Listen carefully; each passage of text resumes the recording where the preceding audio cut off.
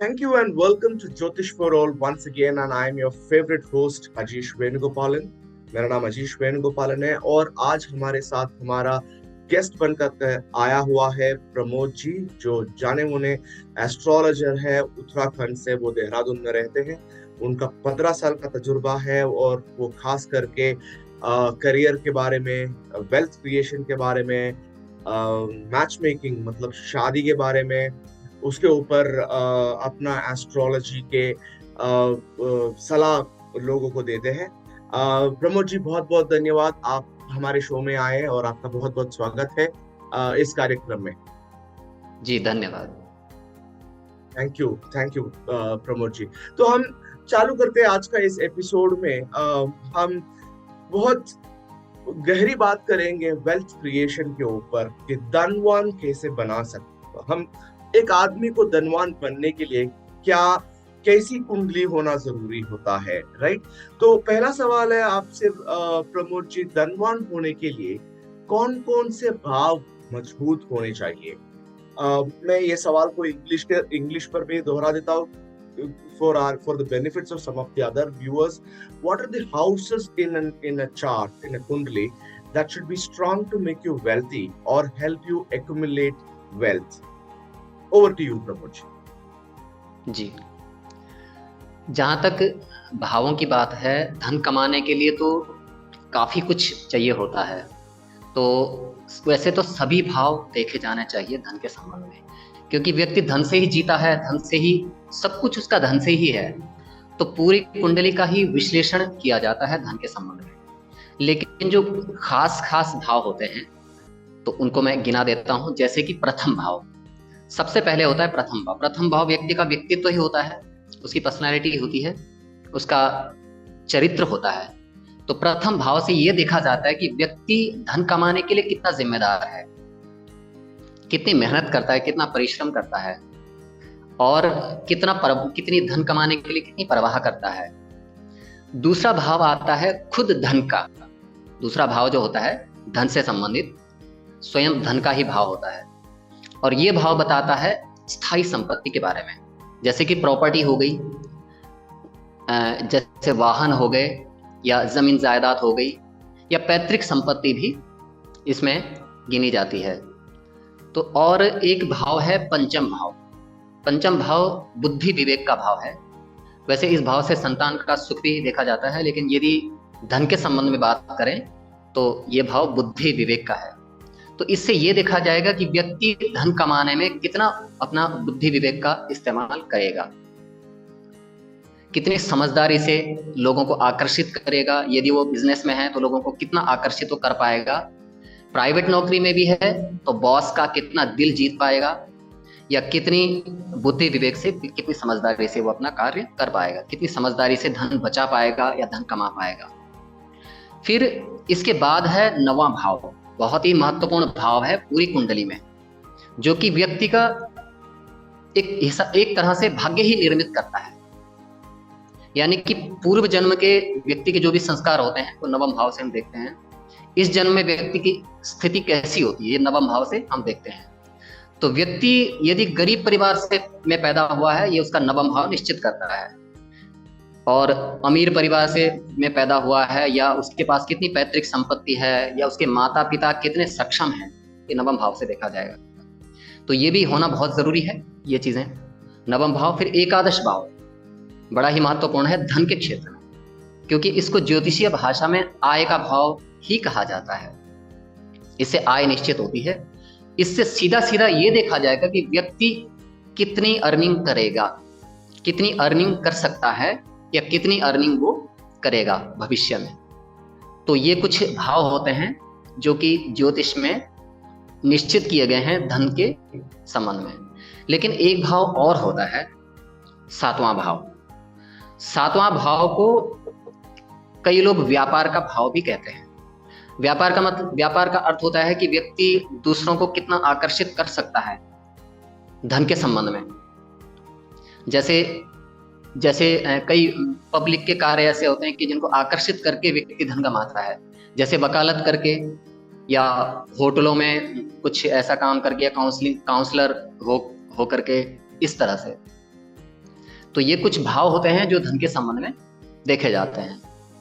लेकिन सबसे पूरी कुंडली को ही देखा जाना चाहिए, क्योंकि कई चीजें होती है, कहीं पे माना कहीं पे कोई छठा भाव कमजोर निकल जाए या 12वां भाव कमजोर निकल जाए, तो सभी भावों पे उसका इफेक्ट पड़ता है। हाँ जी। आपने एकादशी भाव कहा, वो 11वीं भाव है, तो वो क्या मैं सही बोल रहा हूँ? ये लोगों हाँ के लिए हाँ है, हमारे हमारे प्रेक्षक के लिए हम ये क्लैरिफिकेशन ले रहे हैं। तो 11वीं एकादशी भाव होता है, 11वीं भाव, और 7वीं भाव भी आपने इंडिकेट किया। चलिए प्रभु जी, हम दूसरे सवाल पे हम चलते हैं। एक किसी को अपनी जीविका बनाने के लिए कौन सा ग्रह का कौन से भाव में होना जरूरी होता है? जैसे कि अगर गुरु बृहस्पति दूसरे भाव पर हो या शुक्र दूसरे भाव पर हो, तो किसी की कुंडली में उसका असर कैसे देखा जा सकता है? जी। दूसरे भाव पर तो नहीं, लेकिन जो 11वां भाव होता है वो आय के स्रोत निश्चित करता है। वैसे तो करियर के लिए 10वां भाव भी देखा जाता है, लेकिन आय के स्रोत के लिए, जहां से व्यक्ति आय, अपनी आमदनी आती है उसकी आय, वो एकादश भाव यानी 11वां भाव यानी कि 11th हाउस से देखा जाएगा। तो ग्रह कैसे निश्चित करते हैं कि कौन सी जीविका से व्यक्ति धन कमाता है?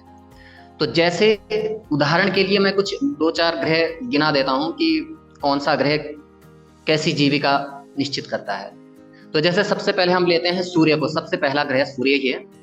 तो सूर्य का संबंध सीधा पिता से माना जाता है, तो व्यक्ति को पिता से काफी सपोर्ट मिलता है हर चीज के संबंध में। तो धन के संबंध में भी उसे मिलता ही है। धन का स्रोत भी उसका सबसे बड़ा स्रोत उसका पिता होता है, यानी कि फादर। और सूर्य से राजकीय यानी कि सरकारी जो कामकाज होते हैं वो भी देखे जाते हैं, तो व्यक्ति सरकारी नौकरी भी कर सकता है। सूर्य से नेतृत्व की भावना भी सूर्य देता है, यानी कि व्यक्ति कोई छोटा मोटा मंत्री, या सूर्य की स्थिति के अनुसार देखा जाएगा कि सूर्य कितना बलवान है। यदि सूर्य बहुत अच्छा बलवान है तो व्यक्ति बहुत अच्छे बड़ा मंत्री हो सकता है, छोटा मंत्री हो सकता है, ग्राम प्रधान भी हो सकता है। तो इस तरह से सूर्य का, और एक और चीज भी है कि सूर्य यदि मजबूत है किसी का, तो व्यक्ति मेडिकल के क्षेत्र में भी जा सकता है, यानी कि चिकित्सा के क्षेत्र में भी जा सकता है। डॉक्टर बन सकता है, कंपाउंडर बन सकता है, नर्सिंग का कोर्स कर सकता है, या कोई केमिस्ट की शॉप चला सकता है। इसी तरह से अगर हम मंगल देखें, एक दूसरा ग्रह लेता हूं क्योंकि ये सूर्य के बाद मंगल बड़ा महत्वपूर्ण ग्रह है। तो मंगल से क्या जीविका देखी जाएगी? मंगल साहसिक काम देता है, मंगल व्यक्ति को साहसी बनाता है। तो जिन कामों में साहस की जरूरत पड़ती है वो मंगल देता है। जैसे कि सेना में, व्यक्ति सेना में जा सकता है, पुलिस में जा सकता है, या व्यक्ति किसी जेल में काम कर सकता है। पुलिस के अंडर में, पुलिस के जितना भी दायरा होता है उसमें कुछ भी उसको काम मिल सकता है, या आर्मी में कुछ भी उसको काम मिल सकता है सूर्य मंगल के संबंध में। मंगल को अग्नि का कारक भी माना जाता है। तो इसका मतलब ये हुआ कि जो कोई फैक्ट्री ऐसी है जो अग्नि से चलती है, या इंजन जो अग्नि से चलते हैं, उस क्षेत्र से व्यक्ति की आय का स्रोत होता है। और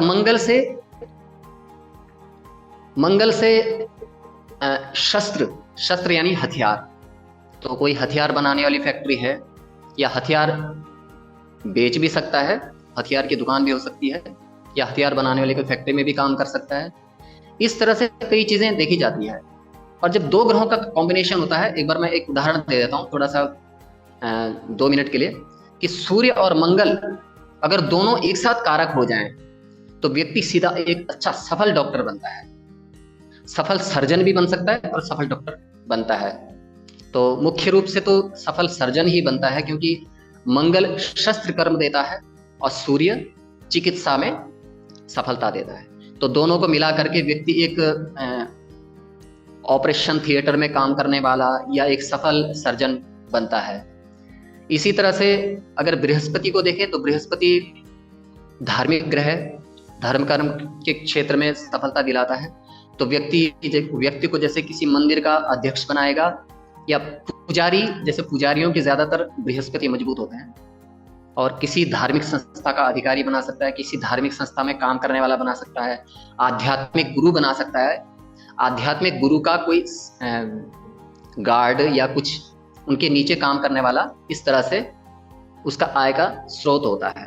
तो आपका कहना यह है कि 10वीं भाव में जो भी ग्रह का स्थान होगा, तो उसके हिसाब से एक व्यक्ति को अपना निर्णय लेना चाहिए कि वो कौन से करियर को चूज करे, वो डॉक्टर बने या इंजीनियर बने। उनके 10वीं भाव के ग्रह जो भी 10वीं भाव में है, उसके हिसाब से एक व्यक्ति को निर्णय लेना चाहिए करके आप बता रहे हैं। तो हम इसी को हम थोड़ा सा एक सवाल को थोड़ा सा हम आगे बढ़ा लेते हैं। अगर मान लीजिए कि मेरी 10वीं भाव में सूर्य है, या फिर मेरी 11वीं भाव में गुरु का स्थान है, लेकिन मेरा 11वीं भाव सिंह राशि में स्थित है, राइट? तो ये राशि का इस ग्रह स्थान, जो भी राशि में ये ग्रह का स्थान रहेगा, उसका क्या संबंध है, उसका इम्पैक्ट क्या होता है? अगर सूर्य का स्थान 10वीं में है, लेकिन वो 10वीं में सिंह राशि पर होगा, तो उसका इम्पैक्ट क्या होता है? जी, बहुत ही सुंदर प्रश्न है। और ये ज्योतिष एक बड़ा जटिल सा विषय है। कई सारे कॉम्बिनेशन मिला करके व्यक्ति को एक चीज देता है। एक चीज देखने के लिए व्यक्ति के धन से संबंधित अगर कुंडली में कुछ देखना है, तो सीधा सीधा केवल धन से संबंधित भाव देख के निश्चित नहीं कर देना चाहिए कि व्यक्ति धनी होगा या निर्धन होगा या कहाँ से उसके लिए धन आएगा, बल्कि कई सारी चीजें देखनी होती है। 12 राशियां भी होती है, 12 घर भी होते हैं, 9 ग्रह होते हैं।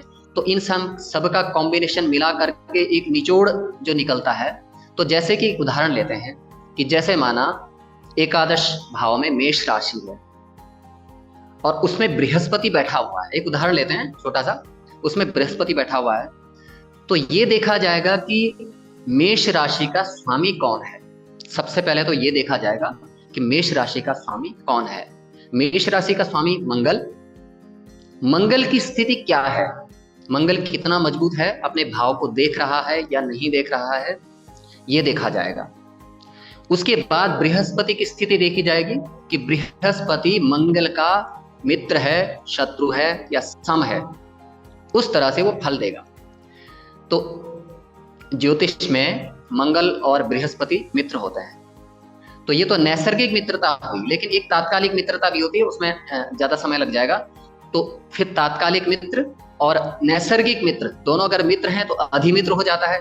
इस तरह से कई सारी चीजें हैं उसमें, लेकिन मोटा हिसाब ये है कि अगर मंगल और बृहस्पति का आपस में किसी भी तरह का संबंध है, दृष्टि संबंध, दोनों को एक दूसरे को देख रहे हैं, या राशि संबंध है, दोनों एक दूसरे की राशि में बैठे हैं। जैसे माना बृहस्पति मेष राशि में बैठ गया और मंगल मीन राशि में बैठ गया, तो आपस में उनका संबंध हो गया, तो फिर वो फल अच्छा देते हैं। तो यहां ये देखा जाता है, यदि बृहस्पति की जगह माना कोई मंगल का शत्रु ग्रह वहां बैठ जाए या शनि बैठ जाए, शनि मंगल का शत्रु माना जाता है, शनि बैठ जाए, तो शनि वहां पर कोई अच्छा फल नहीं देगा। तो यदि बृहस्पति बैठता है तो अच्छा फल देगा, लेकिन कोई अगर मंगल के शत्रु ग्रह वहां पर बैठ जाए तो अच्छा फल नहीं देगा। दूसरी राशियों के संबंध में भी यही है। समझ गया। तो एक और सवाल और आखिरी सवाल आपसे प्रमोद जी, इसका मान लीजिए कि मेरी 10वीं भाव पर सूर्य है और सूर्य कटक राशि में बैठा हुआ है और मेरा लग्न तुला लग्न है, तो ये जो ग्रह होते हैं, जो ये ग्रह कौन से समय पर ये उनका कार्य करेगा, मुझे संपत्ति कैसे, कौन से समय पर, कौन सी दशा में, मेरी कौन सी महादशा में, कौन सी अंतरदशा में मेरा समय अच्छा रहेगा, जो समय मैं धन संपत्ति का फायदा उठा सकूं, वैसा समय कब आएगा किसी के कुंडली के हिसाब से? जी, जो मैंने अभी ये कुछ भाव गिनाए थे पहले, लगभग 4-5-6 भाव, तो इनसे संबंध रखने वाला कोई भी ग्रह, इनसे संबंध रखने वाला कोई भी ग्रह हो और उसकी महादशा आ जाए, लेकिन शर्त यह है कि लग्नेश का वह मित्र होना चाहिए। अगर लग्नेश का शत्रु है तो उसका धन उसके काम नहीं आएगा। लग्नेश का मित्र है तो उसकी दशा, क्योंकि ग्रहों की दशा थोड़ा बड़ा समय होता है ग्रहों की दशा का। जैसे कि शुक्र का 20 वर्ष हो गया, तो इतनी लंबी दशा में कहाँ पर धन से संबंधित फल मिलेगा। तो फिर अंतरदशा भी होती है ग्रहों की। तो अंतरदशा में ये देखा जाना चाहिए कि यदि महादशा और अंतरदशा दोनों आपस में मित्र हैं, दोनों ग्रह आपस में मित्र हैं, या दोनों ग्रहों का आपस में किसी भी तरह का संबंध है और मित्र हैं, तो व्यक्ति को धन की प्राप्ति निश्चित रूप से होती है। अब यहाँ पर कई चीजें देखनी पड़ती है कुंडली में। ये भी देखना पड़ता है कि व्यक्ति का राजयोग है क्या।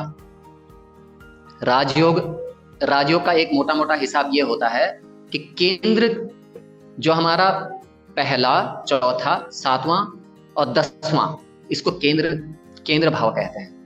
5वां भाव और 9वें भाव को त्रिकोण भाव कहते हैं। तो केंद्र और त्रिकोण का यदि संबंध हो जाए कहीं पर भी, किसी भी तरह का, केंद्र के स्वामी त्रिकोण का स्वामी या तो एक भाव में बैठ जाए, एक ही स्थान पर दोनों की युति हो, या दोनों का दृष्टि संबंध हो, एक दूसरे को देख रहे हो, या दोनों का राशि परिवर्तन संबंध हो, एक दूसरे की राशि दोनों ने एक्सचेंज की हो, तो वो भी एक संबंध माना जाता है। तो इस तरह का अगर योग हो तो व्यक्ति बहुत अच्छा धनी भी होता है और उन्हीं की दशा में उसको धन की प्राप्ति होती है। इसको राजयोग कहते हैं। पराशर के सिद्धांत के अनुसार इसे राजयोग कहा जाता है। तो केंद्र भाव को संपत्ति का भाव कहते हैं और 5वें और 9वें भाव को भाग्य का भाव कहते हैं। तब जब ये दोनों भाव मिल जाते हैं, आपस में संबंध हो जाता है, तो व्यक्ति बहुत लक्ष्मीवान यानी कि बहुत धनवान होता है। और ये व्यक्ति को फल तभी देगा जब इनकी दशा या अंतरदशा आएगी।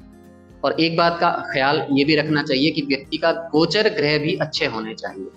गोचर के ग्रह यानी कि जो रोज राशियों में ग्रह चलते रहते हैं, जैसे सूर्य आजकल कुंभ राशि में है या कोई ग्रह किस राशि में है, तो इस तरह से ये गोचर का प्रभाव भी इसमें देखा जाएगा। बहुत बहुत शुक्रिया प्रमोद जी आपका। आई थिंक आपने बहुत सारे सवालों का जवाब दिया